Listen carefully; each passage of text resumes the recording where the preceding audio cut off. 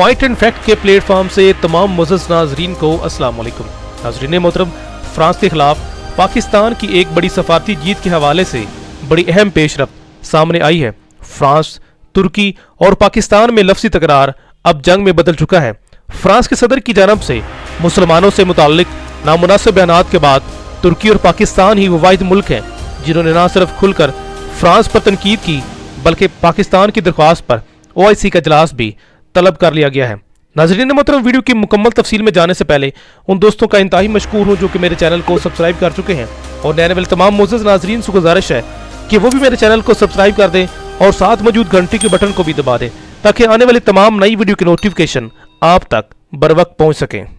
तो दोस्तों, चलते हैं अपने असल मौजू की जानब। OIC का इजलास बुलाने के मामले पर फ्रांस पाकिस्तान से शदीद खफा है। इसी वजह से पाकिस्तान को अपने निशाने पर लेते हुए फ्रांस ने यूरोपीय पार्लियामेंट में पाकिस्तान के हवाले से इंतहाई खतरनाक चाल चली है, जिसको पाकिस्तान के साथ मिलकर चीन ने नाकाम बनाया है।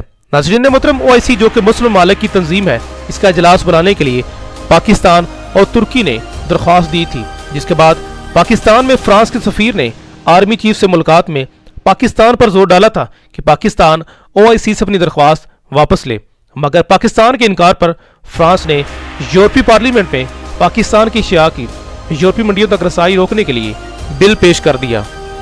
लेकिन इस मौके पर चीन ने जो किरदार अदा किया है वो काबिल तारीफ है। चीनी अखबार ग्लोबल टाइम्स के मुताबिक चीन के सफारती दबाव पर यूरोपीय ममालिक ने फ्रांस की दरख्वास्त मुस्तरद करते हुए पाकिस्तान पर पाबंदी लगाने की फ्रांस की कोशिश को नाकाम बनाया है। दोस्तों, वीडियो पसंद आए तो वीडियो को लाइक करें, दोस्तों से शेयर करें, कमेंट सेक्शन में पाकिस्तान जिंदाबाद, पाक फौज पाइंदाबाद का नारा जरूर लगाएं।